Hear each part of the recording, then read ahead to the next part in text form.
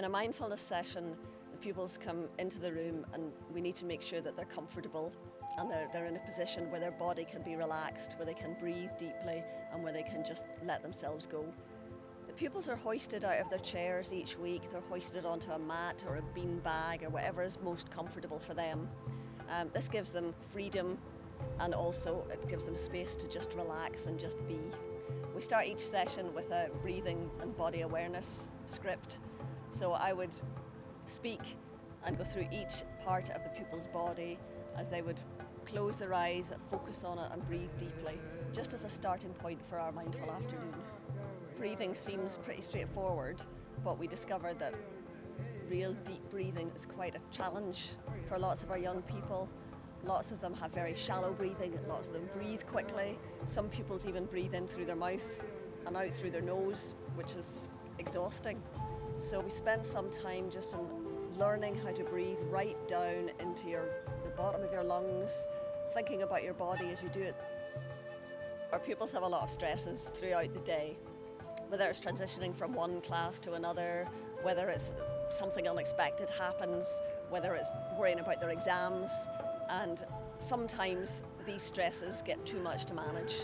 So mindfulness helps our young people to find strategies to be able to deal with that so that they don't go into the red zone and they don't get out of control. We always have material objects and sounds. Perhaps sometimes we use smells, use water and sand if we're doing a visualization just about being near the sea or the ocean. Sometimes we use fur coats, we use a tent, we use leaves from outside. In one of our stories we had a jellyfish. The jellyfish was sailing through the sea near the beach, so we brought in some jelly in a pot and the pupils were able to put their hands in it and quite enjoyed that feeling of the jellyfish. One of the mindful activities that we worked on for a whole year was based around Tai Chi. We do Tai Chi in the hall in school, but in a nice day we come outside to the grounds and do Tai Chi outside in the fresh air with the sound of the water in the background. When the pupils are doing their stretch up exercises, they can actually reach up and feel the leaves above their heads. So it's a really lovely way to practice Tai Chi. The pupils have really developed in their Tai Chi, not just in the movement but in the breathing. They really understand that the breathing does slow them down and that the movement becomes quite a meditative movement. It's not a gym exercise. It's something they use just to de-stress and to feel relaxed and calm.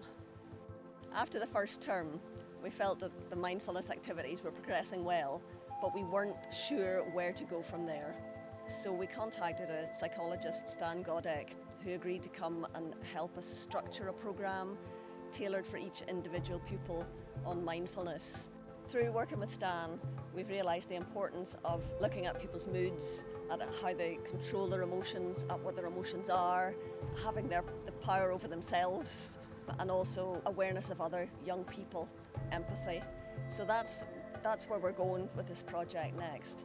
This has had a big impact on the lives of the pupils, not just in class time, but outside class and at home and in the evenings.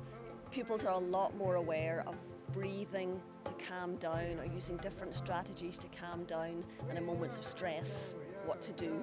We've had feedback from parents at home saying, what's happening in school? You know, my son, I thought he was going to have a tantrum, but then he started breathing and calmed down. So it's really nice to get feedback from parents, and pupils have also talked about using mindfulness activities in performances, when they're out at night and something stressful is happening. And it's just really clear in and around the school, the changes that are happening in these pupils. It's a really good thing to see.